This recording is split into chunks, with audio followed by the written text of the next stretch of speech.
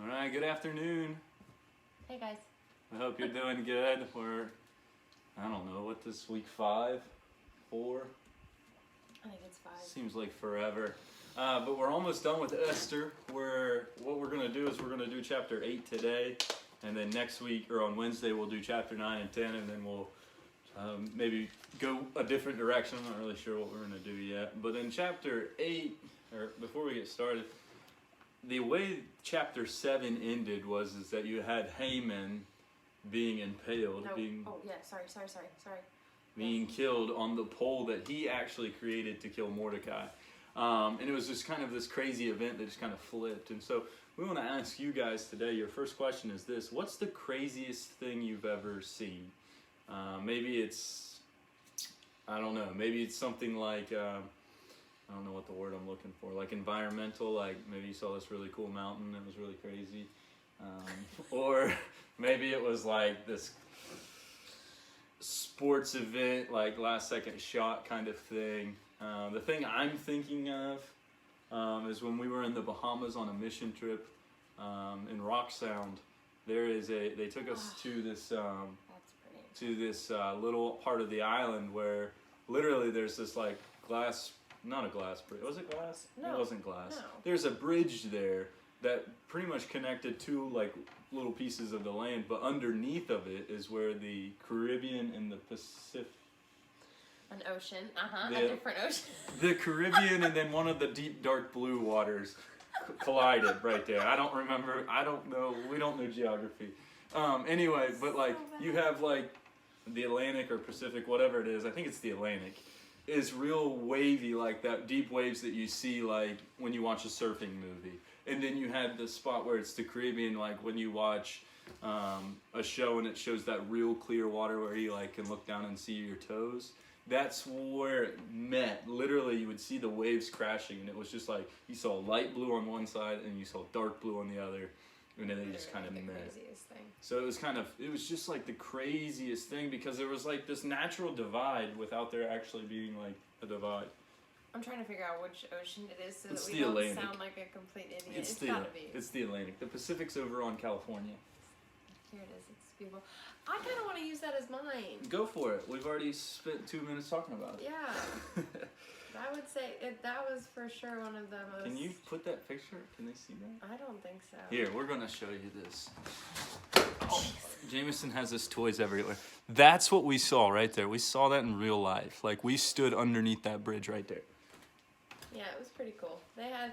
Because it is, you have... I mean, in that picture, both of the waters are very calm. But when you were there, you could actually see the waves on one side and then just like calm, still waters on the other. I don't know. I also witnessed my my nephew being born. That was pretty cool. It's pretty fabulous.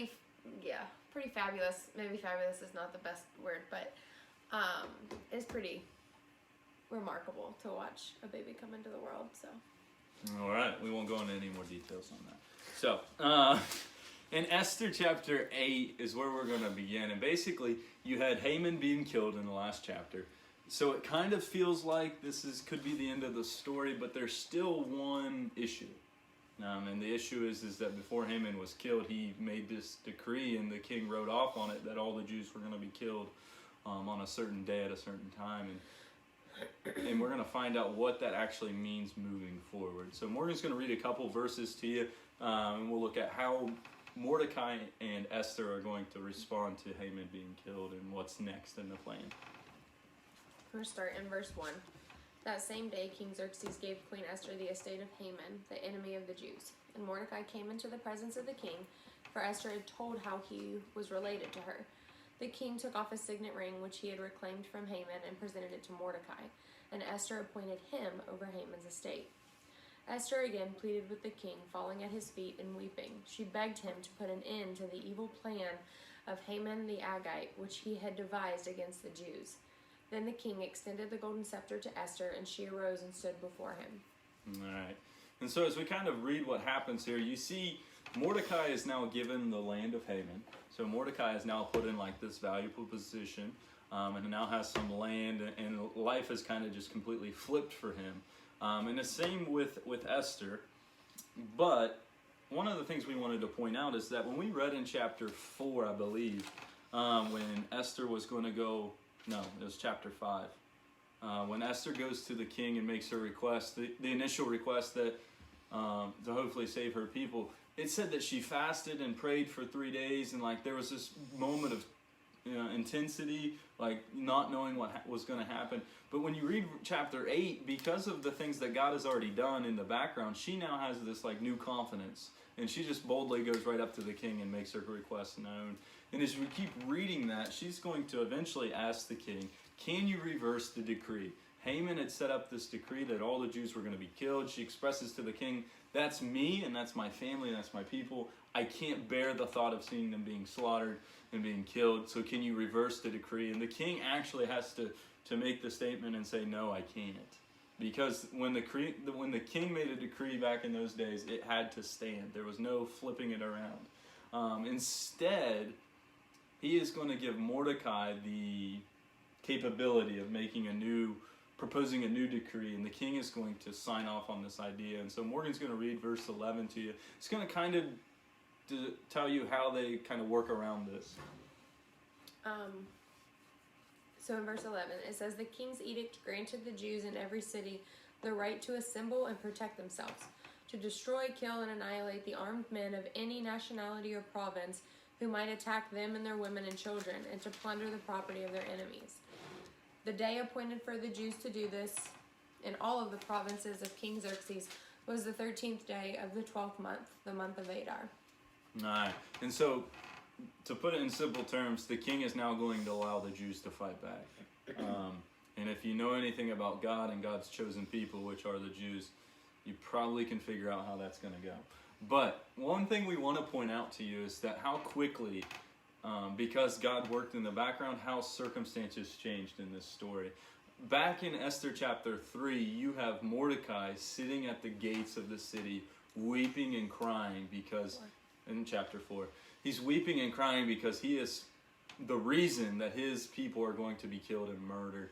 And you read that all of the Jews are now weeping. They're sitting in their sackcloth and the ashes and doing all of the normal things you would do if you were weeping at those times. That's where the Jews were at. That was their current state. And then just 3 chapters, God completely flips the script.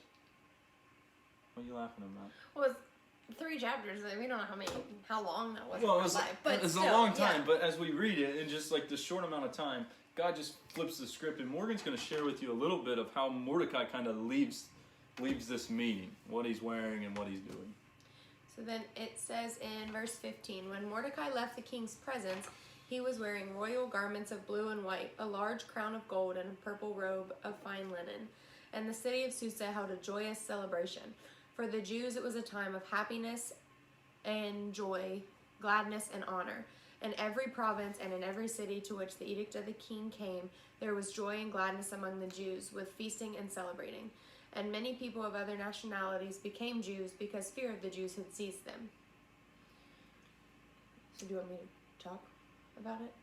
Yeah, explain just give them simple terms. So, essentially, like what Josh was saying in verse 4, they had heard that Haman had created this decree, this edict, and they were really, like, obviously very sad and mourning, like he was talking about. And so now we see through all of God's workings in the backgrounds and through Esther and Mordecai, and even the King Xerxes himself, the Jews are now, like, they're finding themselves in a state of celebration. Like, they're happy, and it says they're full of joy and gladness and honor. Mordecai is no longer wearing a sackcloth at the city gates, but he's wearing a crown of gold and purple linen and royal garments, and they're celebrating the fact that they have been taken care of.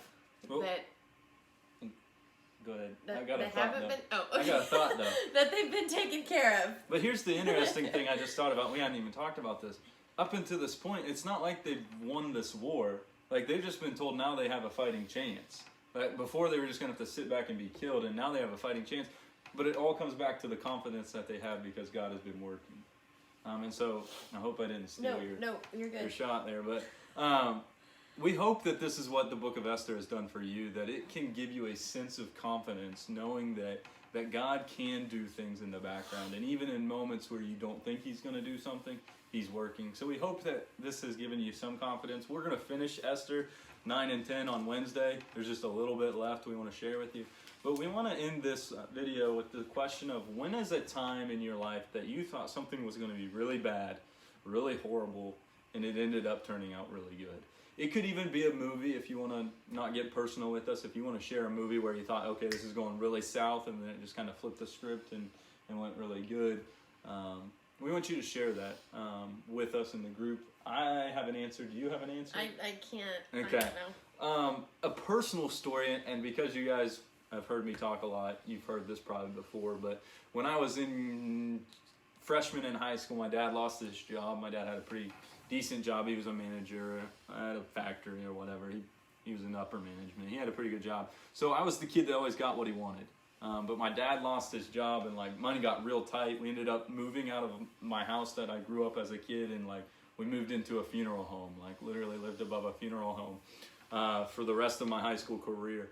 But in that time, I remember sitting in bed, and I've shared this story before, but I remember sitting in bed crying to God, like, why would you ever do this to me? Like, I was the spoiled, rotten kid that got everything I wanted, and like now I'm sitting here sleeping above a funeral home. Like, why is this all happening? Little did I know that God was, and it's taken years. I mean, it took me like 3 or 4 years to realize what God was kind of doing. Because what happened in that time was we couldn't afford to go on vacation. We couldn't afford to go do the fancy trips that we used to do. I ended up, the youth minister at the time at the church like took me under his wing. I ended up going to Nashville on a mission trip with the youth group. I ended up spending like every Wednesday night and Sunday night with the youth group. And that's really when my faith started, even was like established. Before we were just kind of church goers. We'd go and sit in the pew and bounce. We wouldn't stay for class or anything like that.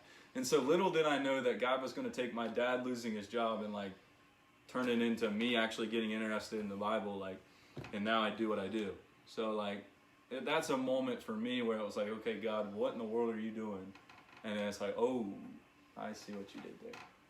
So, do you have something, or are we just? I don't know. Morgan will write it out for you on the group meeting. Sure. So once I come up with she'll come up with one. So we want you to think about that, guys. It doesn't have to be as serious as like what I just told you. It can be a movie or a show where you thought it was going one direction and it flipped. But we really do hope that as we've looked at the book of Esther, you've noticed how God has worked in the background without even ever being noticed or being mentioned. So, anything else? No. All right, we'll say a quick prayer and then we'll let you guys out of here.